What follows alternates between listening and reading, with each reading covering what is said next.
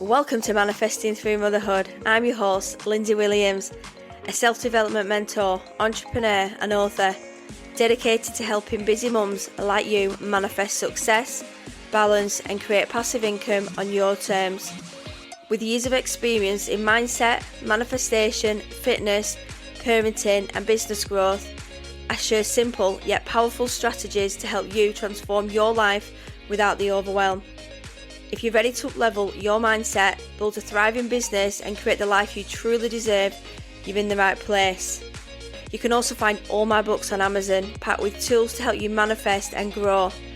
So don't forget to follow the podcast to be updated on all new episodes. And let's get going.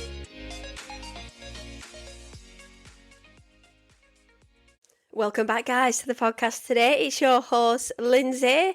So today I'm going to be talking about fitness and pain management, keeping moving without letting pain stop you.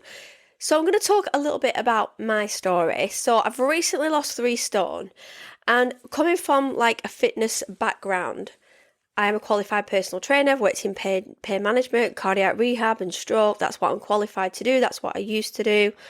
Lockdown changed a lot of things for me, and I just pivoted my business and I put my business online and I started doing podcasting, and then it kind of just developed into business coaching. And I think sometimes, like, when I look at it in hindsight, is how long could I have kept personal training? I did it for a short while, a couple of years, but physically it does take it out of you, because when you've got any pain management or any sort of disability or any twinges within your body, you can either make it worse or it can get worse over time. And my background has always been karate, kickboxing. I have punished my body so much over the years, but I love it. I strived. I lived for karate. I lived and breathed it. I got up every day. I was so disciplined. I went to karate every single night. I just loved it. I just loved getting in the dojo, and just, yeah, it was my happy place. And I think that's what a lot of, I think, children need nowadays, the discipline. It really does shape you as a person. So I've always been into fitness, always been into high impact sports, into, strength and boxing, and I re-qualified as a boxing coach, and I used to teach that. I used to have a ladies class, and I used to do PTs with males and females. So, I was getting into a flow. I was really enjoying it. I was working in a gym, and lockdown happened. We closed the gym, and it was like a year before I could really get back into it, because we wasn't allowed to do any like contact sports, face-to-face sports. And I don't know, just things changed for me. And then over the last couple of years, I got diagnosed with fibromyalgia. So it's just everything, you can look online if you type it in, and I'll put something in the show notes as well. And there's been loads of studies coming out, and my body just feels on fire, and my muscles, and they're looking at studies now, and they're looking at the fascia, they've been doing studies on mice, and it just makes you wonder, like, it is trauma based. You can have a trauma in your life, and that can bring it up. So when I was pregnant with my son, I had a section, my body like ached all the time and just felt sore. I've had a couple of car bumps. I've had whiplash a couple of times. So I think it's just been a mixture of things. But I've always had skeletal issues. I've always felt that pain. So it's been fine for a couple of years, and it flared up again. And then I've been currently on like a pain patch, which I take every week. But last week I thought, right, I'm getting back into the gym. So my friend said, Lindsay, let's go back to the gym. I go at 6 o'clock in the morning, even though it was pretty early to be getting up. I was like, right, let's do this, and there's no excuses. It's done and dusted, and I can carry on with my day. So it was great. I did a leg day, did an arm day, then did another arm day, and I think that's what's done it. So I've had a really bad flare up. My neck has been increasing pain. There's only 2 things that I don't like pain.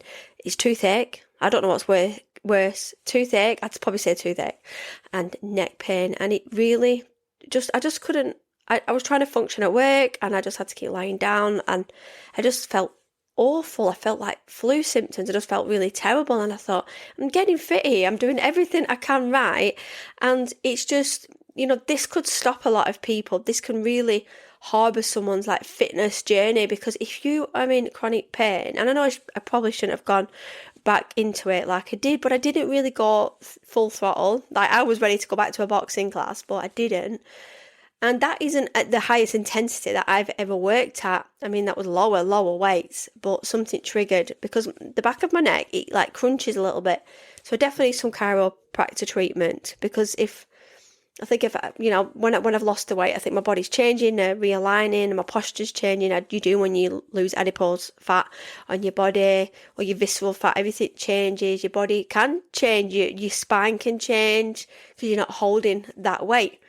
But I thought I need to make sure that I'm not losing my muscle mass, and you don't want to be flabby, you want to be toned up. So yeah, anyway, so the last couple of days I've been horrific, and I've just wanted to just carry on as normal to the point where I had to go and lie in bed and I had to put my phone on do not disturb, and that's not me at all. But my phone, I had emails, I had WhatsApp, people pinging me all the time, and I just thought I need to snooze this because I'm not going to get any shut eye, and sleep is best. Honestly, sleep is what's healed me. And yesterday I did like a course online, and it was on Zoom, and there was quite a few of us, and I just sat in my chair, had a heated blanket, I had a brew and lots of water, electrolytes. My husband went out and bought me some electrolytes because they was low a little bit on my blood test. So I was like, right, I really need to make sure that I'm looking after myself as well. Even though I'm losing weight, my body's changing, it's readjusting, things are going to change. I could lack a few things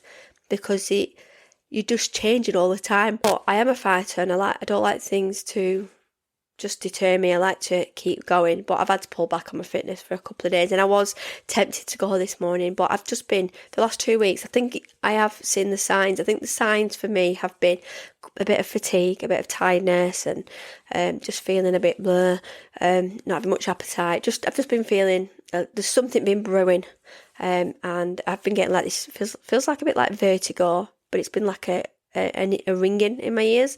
I don't think it is vertigo. I think it is just like the pain. It must have been so inflamed around my neck that it was affecting my ears. I could feel it. Like I could hear my echoing when I was talking. So it was just really strange. So my neck was obviously contributing. It's always the left side of my neck. So I was struggling to sleep. I was getting a bit ratty at home. And I just needed peace. I just wanted peace. But I'm busy. I have goals. I have a time block. I've got things in place for the week. I don't like to be thrown off unexpectedly. I like to be in my flow all the time. So when you do get riddled with pain, so you might have fibromyalgia, you might have rheumatoid arthritis, you might have just some like pain from accidents or surgery. Just pain can just come out of nowhere. And I've been looking after myself the last few months, hydrating myself. I've been doing everything perfect. I've been losing weight. My sugars are completely back to normal now. I'm like, yes, why is this happening? Why have I got this flare up? I've obviously done too much, but I don't think that I have, because it's not like I've not been doing fitness. I do fitness at home, but I went on some fixed weight machines and they're a lot heavier. So it's definitely that, because that's what's triggered it. My body's had a massive trauma shock to the exercise. So that's what's triggered it. And the most misconception is if I'm in pain, I should stop doing the things that I love, like exercising. But it is important to stay active. So even if it's just walking on a treadmill, just doing something that you can do. But there's so many exercises that you can do, like in-chair exercises. You can do low weights. Even though when you are in pain or you've got any, difficulties or challenges, it's exercise of some format is really good for bone density, for your muscle tone. You need your strength, and it does help you recover and your muscle fibres. So even if you get some TheraBands, just do things sat down on the, like on a chair. Like pain just can make you feel awful. We can experience so many different pains. So good pain is like muscle soreness for me. DOMS is delayed onset muscle soreness from working out. I love that feeling. I did love it the day after. I'm like, yes, my body's feeling it. But my mum's like, just be careful. So it's stiffness, tenderness, or a dull ache. But my dull ache it just went from like 0 to 3 to 3 to 10. But bad pain is like sharp shooting or localised pain that doesn't improve or worsens through movement. So it could have been a bit of I don't think it's an injury with me. I think I've just really activated my upper trapezius, which is the neck muscle from the top of the shoulders. That's where I get my pain. My fibromyalgia, it affects my jaw, my cognitive, and sometimes it like affects my eyesight. Sometimes I feel a bit and I have felt like a little bit dizzy for a few days. I think that's only because I think that's coming from my neck because it was swollen. I could feel like it was swollen, so the muscle was so aggravated, it was just up in the air. I think it's important to know the difference between, how to push yourself in the gym if you've got any like pain management challenges, because you might be on medication, you can have a flare up. I do, sympathise with people with pain because I know what it's like to have pain. My mum is riddled with pain all the time, and I can see pain. You can see pain in people's eyes, and pain can stop you doing so much, especially like we're going to work. I mean, I was working in a gym doing all that exercise, plus I was doing my hair and beauty. I used to do mobile hairdressing, and I just couldn't. I had to make a decision. Was I going to jeopardise myself with the fitness or carry on? I mean, my back and my posture and my joints hurt with hairdressing. I've been doing hairdressing since 1998. I left school. I did hair and beauty. I have not had, only break that I've ever had was like if I have 2 weeks off work and I'm straight back in it. But then I'm incredibly busy before. I'm incredibly busy afterwards. So I have had a lot of impact on my body over the years, which has probably contributed to a lot of these pain problems. And then when we get older, we can go through different things and traumas in our life, and then our pain can just it can just amplify so much. And I know like clients that have had to quit the jobs and had to pivot the jobs, and this is the thing when we need to look at, don't just stop doing fitness, but try and do some fitness as much as you can. But it's adapting your fitness accordingly, not doing things that are going to be really high active fitness, modalities. It's just doing something that's like stretching or a bit of yoga, or just lying on the floor and just feeling your body, doing a body scan and thinking, how can I make my body feel better? Because when we've got through the pain, and we can struggle when we go back to the gym, anyone with any pain management, once we do exercise, people would be wiped for a week. Luckily, they would only come in for me for like a once a week PT session, and I did more or less work with people with pain management conditions like just musculoskeletal issues, a lot of like people that have had surgeries. So I was able to adapt that to them, and we'd have a lot of progression, we'd have some regression, and that's fine. You don't think, I'm regressing, because you might plateau and you might have a month of chronic pain. I mean, it's not very often I've had pain like this for a while, and I don't understand why. I've been doing everything. I've been feeding my body with the best foods and everything's nourishing, and I've cut out the sugars, the fizzy drinks. I've been watching my anti-inflammatory foods, just making sure no processed foods, nothing that's going to really trigger the pain, because I know if I eat processed foods, and there's certain foods that I eat, if you do your research, that can trigger pain. So we need to nourish our body, and a lot of protein is what we need to, and hydration, to make sure that our bodies are recovering pretty fast. And the common pain issues and how to handle them are, they tend to be like back pain, so we need to strengthen core muscles, avoid excessive sitting, focus on our posture. And I always say to people, always stand against your wall at home and retract your shoulder blades to the wall. If your shoulder blades cannot retract back, then we've got a bit of a stoop, a bit like kyphotic, so we need to like bring our shoulders back. And every day, just hold your back towards the wall and just put it forward, pull it back, tap the wall, and every day we'll feel our lung capacity will be so much better. But then we're lifting our hips and our hip flexors. We're not putting that strain on our body. And if we are weight challenged as well, we've already got some challenge on our joints. For me, it's knee pain. So I have knee pain through, it's a lot better since I've lost weight, but mine is triggered through sports. So mine's cartilage, but we need to strengthen our quads and our glutes. So it's doing like low impact exercises like swimming or some cycling. I do some wall slides. I do exercises that are like I'm laying on my back, or just doing it with some TheraBands. So just doing what you can. It's kind of just seeing what you can do. And if you're in pain, and if you go from like 0 to 10 straight away, then you say no, that's it. So then you have to adapt your exercises or work up every day, like do 1, do 2, do 3. And I used to say this to people, just do 5, and people would come in the gym and say, I'd love to do a press up. And I'm like, let's start on a box, let's start on a wall, let's work our way up, and then we get to 5, then we get to 10, and that's progression all the time. We're not going to run before we can walk. Like anyone, I regress on things that I do. I used to be super flexible, especially with my karate, but I'm not as much now because I'm not stretching those muscles like I used to, but I need to do that to help my body.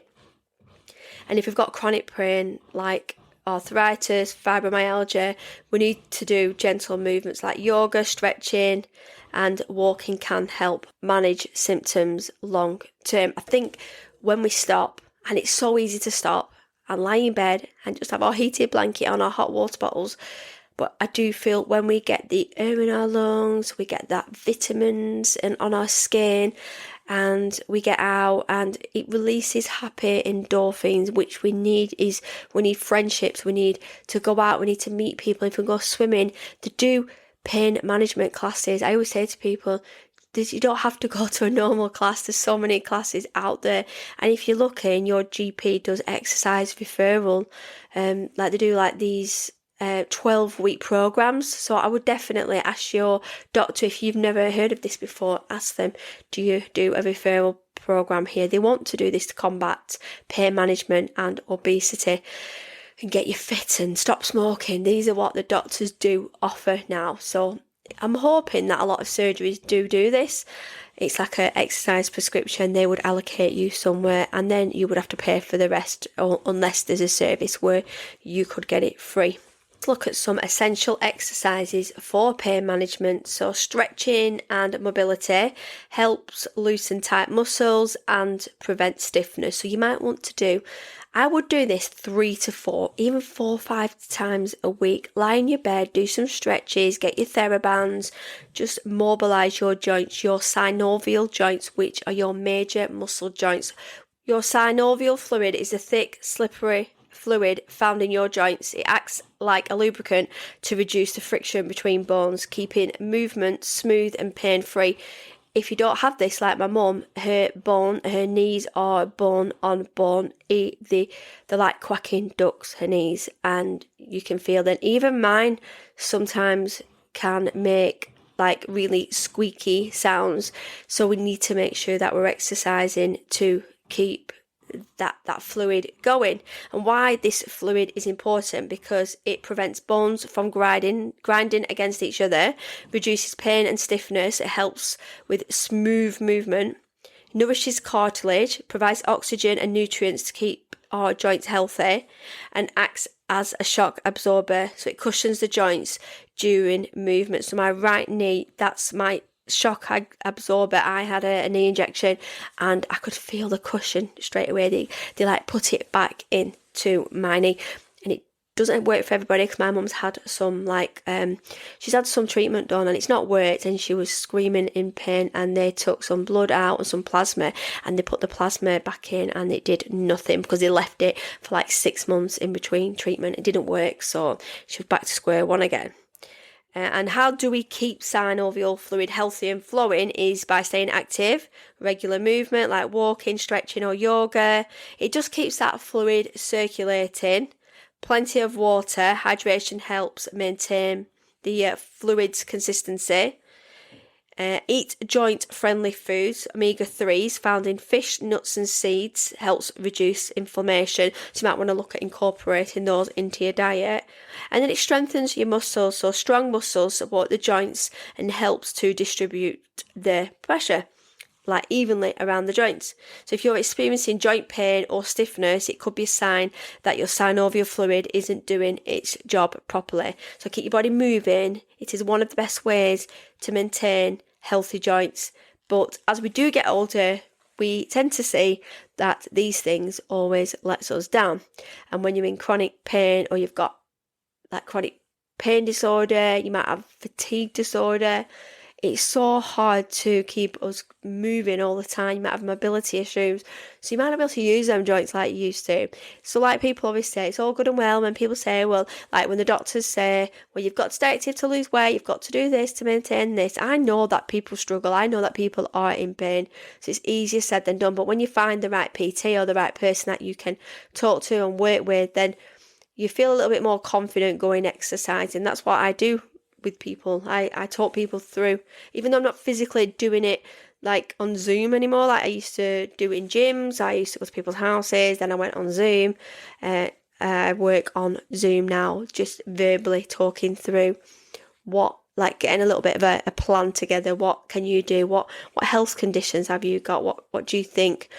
Because people haven't got the confidence to try things that new, because we are worried, and our doctors do not tell us what we can and can't do. Our doctors aren't.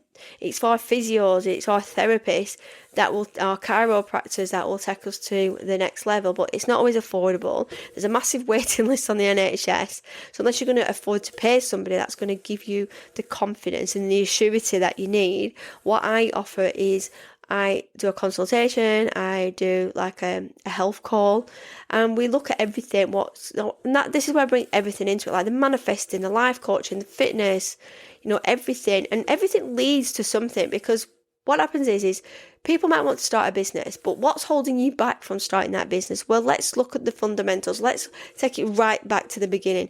We have pain, we have trauma, we have stress.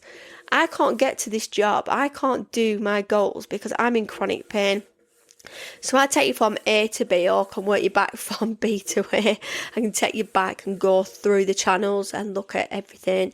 Like look at doing like a body scan. What's hurting? What medications are you on that are going to stop you from doing exercise? You might be diabetic. There might be things that are stopping you moving your body. You might be going through some treatments at the minute. So there's so many variables when we are looking at exercise, because like people that are having certain treatments at the minute want to stay active, but they deplete really quick. And this is where we look at our energy spoons and look at how we can use those. So anyone with pain management has a certain less amount of energy spoons, which I'll go on to in a minute, than somebody that hasn't got any pain at all. And even a child has got a lot of energy spoons, but they do deplete really fast. So the energy spoon theory is a concept created by a lady called Christine Miserandino to explain how people with chronic illness or pain manage their energy.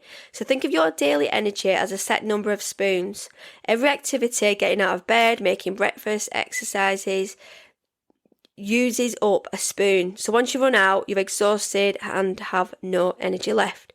For people with chronic pain or fatigue, spoons are limited. This means they have to be intentional about how they use their energy spoons throughout the day, because you just run out and deplete like in everything. We could even just getting out of bed, brushing our teeth, washing our hair. We're using spoons all the time. Or let's look at baseline spoons. So a healthy person might start at 20 to 30 spoons a day. Somebody with chronic pain, fatigue, or a condition like fibromyalgia might start with 10 to 15 spoons, or even fewer on a bad day. So think about your bad day, you might only have about 7. And how do we use them up?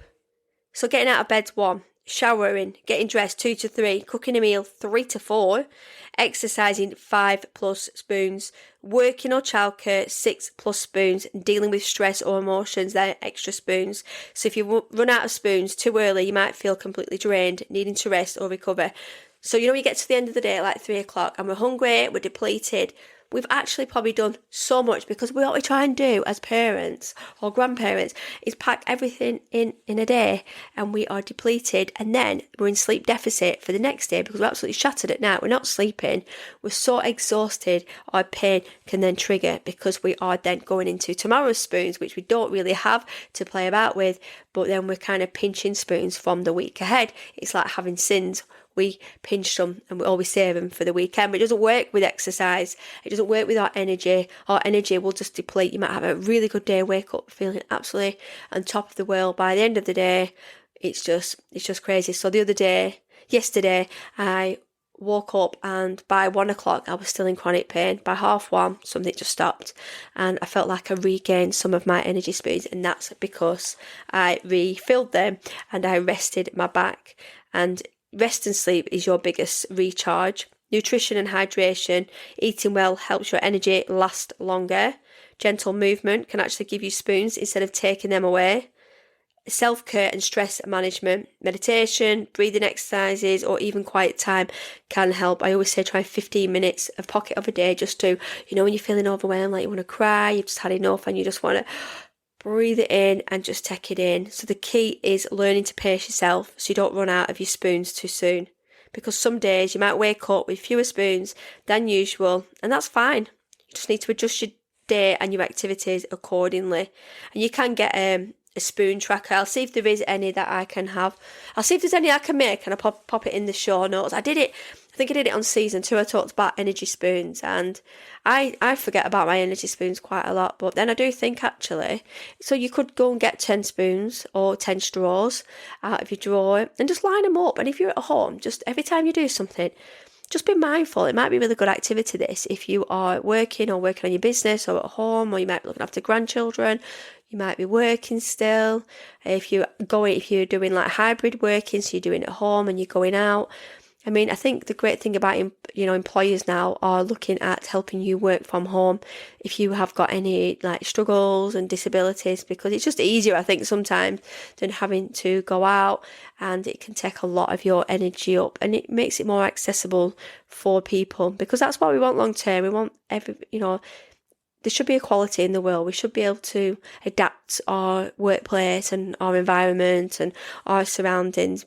But I think when we get to a certain age, we also need to take accountability for ourselves and think, well, actually, and start saying no if we're being asked to do things. Or, even like me, I've had to say no to my friend to go to the gym, and she's like, are you coming this morning? I was like, well, if I'm not there at 6, I won't be there.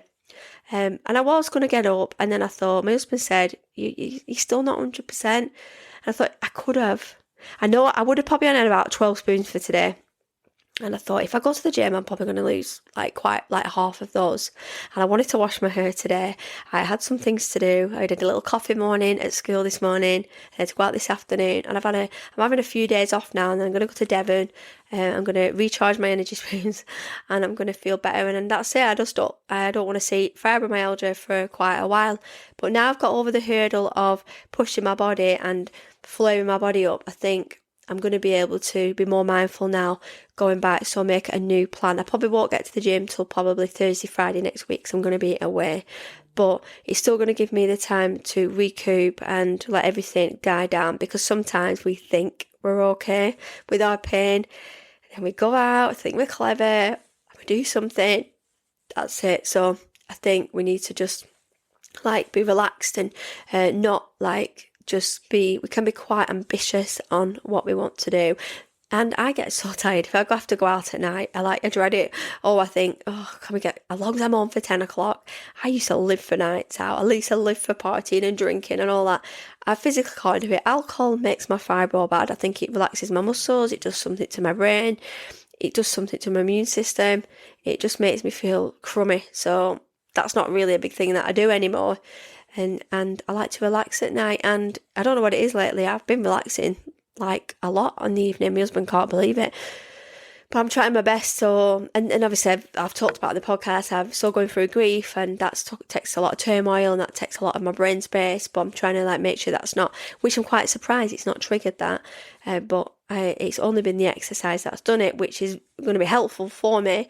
But I'm not going to let it deter me, so I'm going to adapt my exercise. I know that I can't do the things that I want to do straight away, because I used to be a high impact exerciser, personal trainer, doesn't mean that I should just go straight back to where I used to be. It's going to take time. It's only going to take time because I've got the pain now, and I don't want to jeopardise my health. And I've got my hair and beauty business. I've obviously got my coaching business, and I'm a few days behind doing the podcast because I've just felt I was in a solemn, a voice note in my friend yesterday, and she's like, I can tell you're not right. And then when the doctor rang as well, they did a medication review about how weird, about my pain meds. And I thought, it might be time for them, to come off them. And he's like, you don't sound right. And I said, I'm in pain. And he said, you can actually tell when somebody's in pain. I said, if you know me on a normal day, I'm quite high vibe. But yesterday, if I'd have had to record this, I would have been like, oh, because I've been in quite a solemn, dopey mood. You got a migraine. I felt like I had a really bad headache. And there's no way you can do or speak. And it's like when you have toothache, I literally can't speak to anybody. I just have to do minimal talk, like yes, no, and yeah. So, but just be, kind to yourself, and don't feel like a failure. And just because you can't do the things that you used to, we're not robots. We're humans. We're getting older. You think about all the things you've done in your life. We can mourn and be upset with our old life. I wish I could be 20 again and do the things that I used to. But if I did that, my body's getting older, so it's obviously my bones are going to change, my muscles are going to change, but it's getting your head around that. So just pace yourself is what I'm going to say, and just eat well and sleep well. I feel like I'm in sleep deficit at the minute, but I don't know why, because I'm going to bed. But because I'm in pain and I'm dreaming a lot, it's making me feel really tired. So I am functioning throughout the day, but I'm still yawning a lot, and doing, feeling a little bit more. I'm feeling like in a zen mode at the minute, which is, I'm usually at 100% all the time. But maybe this is my way of just saying, Linz, just start taking it easy and stop going 100 miles an hour. So anyway, I'm going to leave it there. And yeah, so let me know if you are struggling with anything. In my link tree, I've got lots of resources like fitness journals and planners if you are looking at starting some fitness, or if you want to work with me one-to-one, just send me a message. Everything's there. Just keep listening to the podcasts. It's free. I've got lots of resources and old episodes that you might find really helpful. Just go and have a look through them, write down ones, and just so you can look back or download them so you've got them there, and just make a little bit of a proactive goal for the next month. And the weather's getting better, and the evenings are lighter, so it does encourage us more, and the sun just makes me feel so much better as well. And yeah, so anyway, have a great day, whatever you're doing, and I'll speak to you soon. Bye. I hope you enjoyed today's episode. I hope you feel inspired to take action and manifest the life you deserve. Don't forget to come and join me over on social media and Instagram at Busy Mums Fitness Corner for more tips, motivation, and behind the scenes. And also, be sure to check out my books on Amazon. They're designed to help you manifest your dreams and grow. And if you're ready to take the next step and work with me, you can head over to my link tree for all the details. Let's make magic happen together. So until next time, keep manifesting and stay amazing.